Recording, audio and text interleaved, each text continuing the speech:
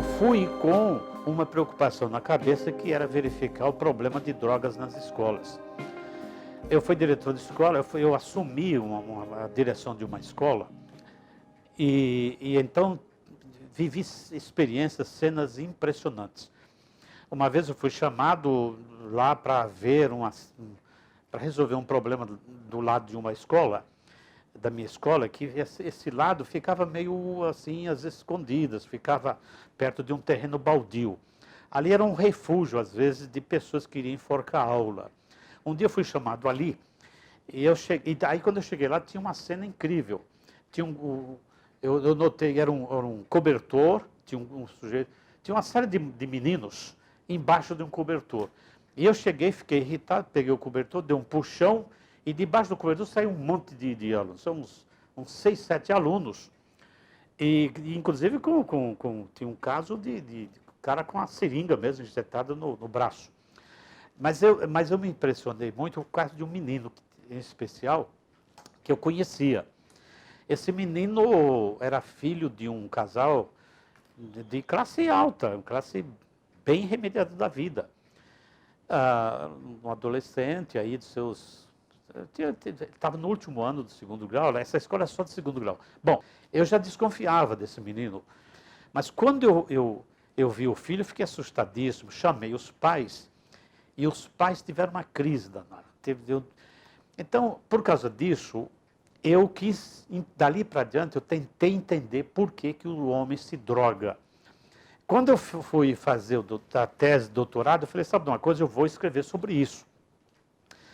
Aí eu me lembrei do Heliópolis, e tinha crises, tinha guerra, quebra-pau lá, tiroteio, mortes, nessa época, no Heliópolis. Eu falei, sabe de uma coisa, eu acho que eu vou pesquisar uma escola de Heliópolis. Em primeiro lugar, eu fui numa escola em que eu conhecia a diretora, uma escola do Estado, pertinho da que o Brás dirigia. Bem, eu não sabia que o Brás dirigia a escola. Eu não sabia. Nessa época eu já não tinha perdido contato com o Brás. Então eu fui numa escola do Estado, chegou lá, eu vi uma escola com um clima terrível, uma bagunça terrível, a diretora sentada de um certo tipo, e eu conversei rapidamente com ela, e tudo que ela falou me desagradou, porque eu vi que ela não tinha conhecimento da escola dela. Inclusive, naquele dia, e olha, eu vi cenas que negavam totalmente as falas que a diretora, vamos dizer, apresentou ali. Aí, sair dali, é questão vou te dizer uma coisa, umas 3 quadras apenas, distante dessa escola do Estado para essa da prefeitura. Eu falei, vou naquela escola da prefeitura para ver. Quando eu cheguei lá, o clima era totalmente oposto da primeira. Totalmente oposto, havia um ambiente, outro. Aí fui procurar saber quem era o diretor, ele me recebeu. Veja, primeiro o diretor, se fosse assim, em outro caso, provavelmente eu nem seria recebido. Seria marcado uma audiência, o diretor me recebeu. Para minha surpresa era o Brás. Conversei com o Brás rapidamente ali e vi que era ali o negócio. Eu vi que ali eu podia fazer. Ele me contou uma série de coisas, contou a história rapidamente dele na escola e eu vi que era ali. A partir dali eu tomei contato com grandes almas, grandes pessoas que construíram Heliópolis, inclusive. Né? O Brás, com uma coragem impressionante, né? Coragem humana, coragem existencial, coragem espiritual, coragem humana, vencedora. E o projeto dele se juntou com outras pessoas e fizeram a história de Heliópolis. A verdade é essa. E o que mais me impressiona, além do Brás, é uma mulher que fez, né, que nós também entrevistamos. Aí eu passei a frequentar Heliópolis, fiquei 2 anos indo, entrava ali na favela, e conheci alunos, projetos impressionantes, mas tudo se irradiava, né, da escola, do Brás, em parceria com o UNAS, que é um órgão que gerencia, que vamos dizer, administra, né, a cidade de Heliópolis, que é uma cidade com mais de 100 mil habitantes. Né? quero voltar lá para o início, que o senhor fale um pouquinho como é que o senhor conseguiu resolver o problema das facções que o senhor encontrou na escola, os grupos, as divisões, as castas lá que o senhor encontrou na escola. Então, quando eu cheguei lá, eu encontrei uma escola cheia de problemas. Primeiro, tinha a questão da violência, um aluno ríspido. E entre os que trabalhavam na escola, também não existia entendimento, existia grupos. Eu me lembro, logo no primeiro dia, de aparecer já 3 grupos. O grupo aliado com aquela que tinha sido diretora até o momento que eu cheguei.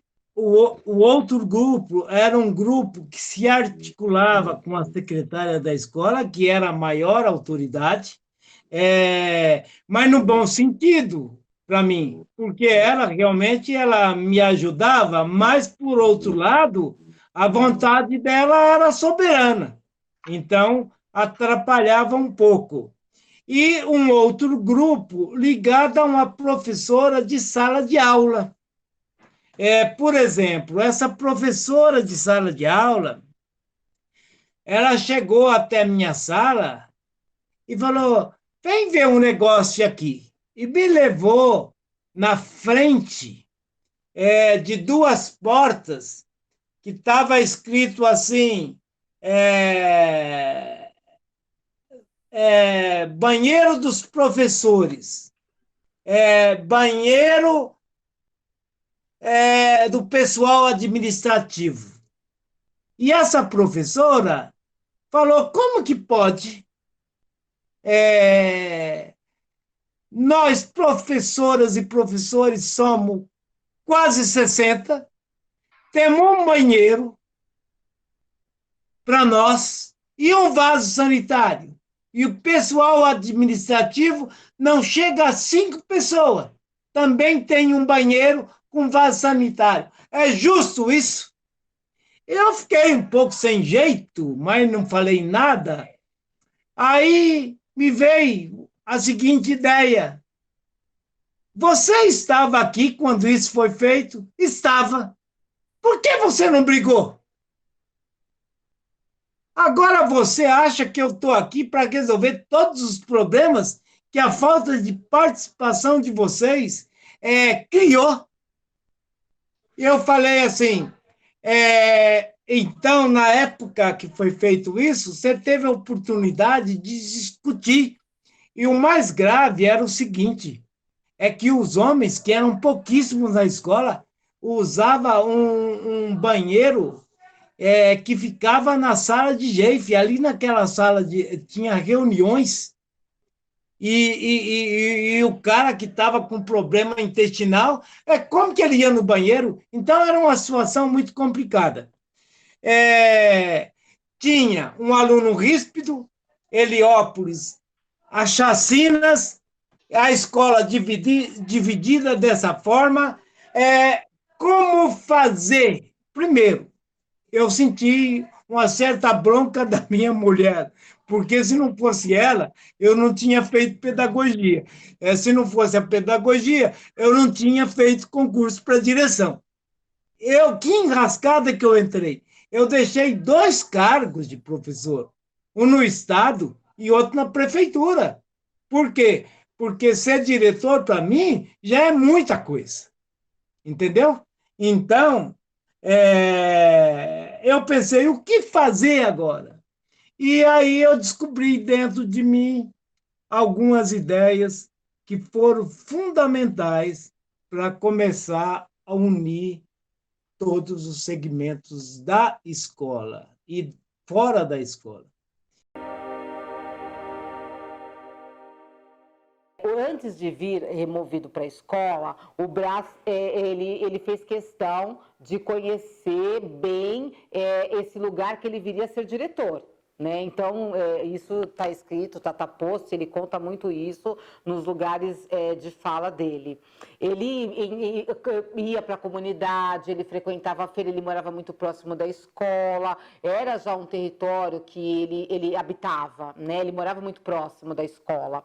Então, ele frequentava ali a comunidade, que ele começou a pular muro da escola e jogar bola lá dentro. Então, ele também já era um ouvinte, ele escutava as coisas que se passavam na escola e ele também conhecia muito da comunidade. Quando ele passou a dirigir a escola, aos finais de semana, inclusive, ele botava uns shorts e ia correr. Ele sempre foi muito esportista, né? Tinha a questão do karatê, e que ele dava aula na escola, às vezes no final de semana ele reunia 200 pessoas, pais de alunos, menino ou menina, todo mundo ia, e eram lotadas as aulas dele e tal. E ele fazia isso, de correr pela comunidade. Então todo mundo ficava ali olhando e pensava assim, quem é esse cara? E nessa corrida dele, ele cumprimentava as pessoas e falava assim, vai lá na escola, vai lá para a gente conversar e tal. Então, quando ele começou a formalizar, de uma certa forma, esse chamamento, as pessoas de tanto ver o cara correndo lá dentro da comunidade, o diretor correndo na comunidade, também estavam já mobilizados por aquela pessoa excêntrica, que botava uns shorts e ia lá correndo. E tinha uma intencionalidade no Brás de fazer aquilo, né? Não era uma coisa desproposital, ele tinha uma crença. E ele ia para enfrentamento, sim, né? O Brás não tinha aquela coisa de... Ele olhava, ele observava e ele não admitia algumas coisas olha, eu vou te desafiar, eu posso tudo, eu sou capaz de tudo, eu sou forte, eu sou poderoso. Ele desafiava no sentido de que assim você não tem limite nenhum. Como é que é isso? Mostra para mim, então. Vamos conversar agora, eu e você. Isso ele fazia, sim, sempre. Porque o Brás, quando ele olhava no olho, e por mais que ele fosse aquele valente todo, o olhar dele tinha uma expressão de vida, né? Do tipo assim, eu tô aqui igual você. O teu medo de morrer é o meu medo de morrer. E a tua vontade de viver também é a minha. E ele expressava aquilo não só no olhar dele, como a palavra dele, na verdade, ela tinha esse peso, esse valor, essa conotação. O jeito do Brás falar, e até hoje, em todo qualquer lugar, sempre expressa isso. O seu relacionamento com os traficantes, com a droga, com o drogado, com o aluno envolvido nisso tudo? Como foi? Desde quando eu cheguei lá, eu entendi que a escola não era foco dos traficantes, que o diretor de escola também não era foco dos traficantes. Então, eu tinha conversas diretas com as pessoas, diretas. Eu lembro que a primeira vez que eu tive uma conversa mais séria com o traficante foi quando me encontrava na rua e fazia gozação. E foi me irritando. E eu vou contar isso para você, que eu também não conto muito isso para os outros. Tem a Caminhada da Paz. Então, é feito banners. E eu distribuía para 2 escolas. Então, eu peguei 2 banners para 2 escolas, não, para as escolas, os equipamentos. E naquele dia eu fui levar para 2 escolas. Eu fui levar para o Manuela Lacerda e para o Ataliba de Oliveira, que é outra escola próxima da minha. Aí eu levei, e no meio do banner tinha um pau grosso, duro. Era uma arma, né? E eu passei, esse traficante fez gozação, e ele estava em 2. E eu fiquei irritado, e voltei para trás, decidido a meter o banner da paz. Olha que contradição, né? A meter o banner da paz nas costas dele. E ele percebeu. Ele falou, mas, calma, eu estou brincando, não é nada disso, não é nada disso. E aí eu ri, e ele riu, e eu fui embora. E eu fui todo contente embora. Contente, alegre, alegre. Por quê? Porque o cara afinou. Eu pensava que nunca mais ele ia mexer comigo. Aí eu passei na boca que ele era o gerente um dia. Quando eu passei aqui, ele me viu de lá na ruinha, sem saída, e ele fez gozação. E eu voltei para trás. Eu falei, você vai se arrepender de ter feito isso comigo.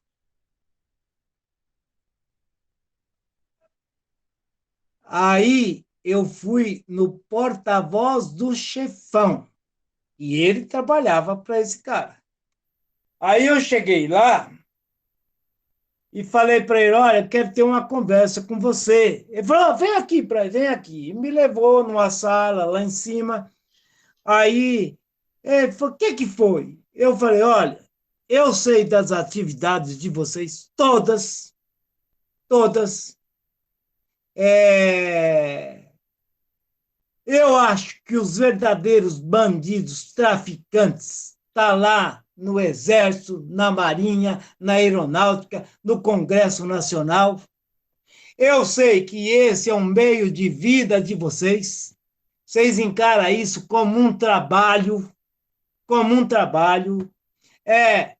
Eu não uso droga. Se eu usasse, eu tenho dinheiro para pagar, eu não seria nenhum problema para vocês. Eu não vendo, então eu não disputo espaço com vocês, então não temos nenhum problema e eu não sou dedo duro, porque eu sei que lá na polícia tem gente mais bandido que vocês e eu posso ir lá entregar e não chegar na minha casa. Então eu não tenho problema com vocês.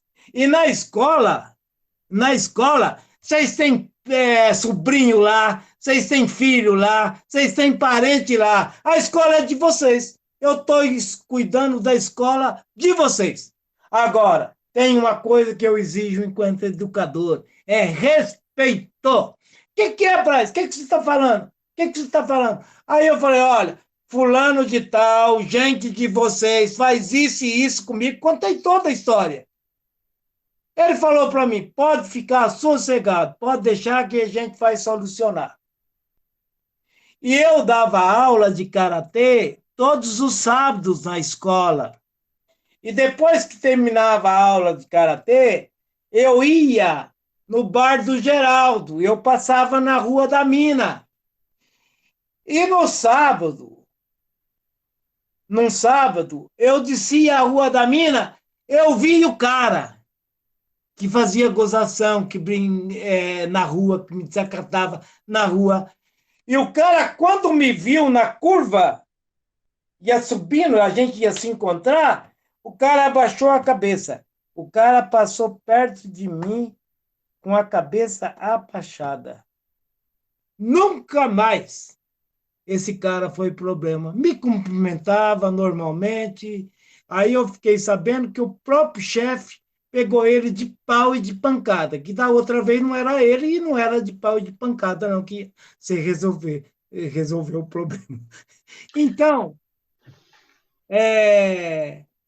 se a gente não usa e não tem dívida, se a gente não disputa mercado, se a gente não é dedo duro, nós podemos ser direto e de cabeça levantada, conversar e interagir com qualquer pessoa. Com qualquer pessoa. Aliás, eu acho que isso é a verdadeira inclusão, entendeu?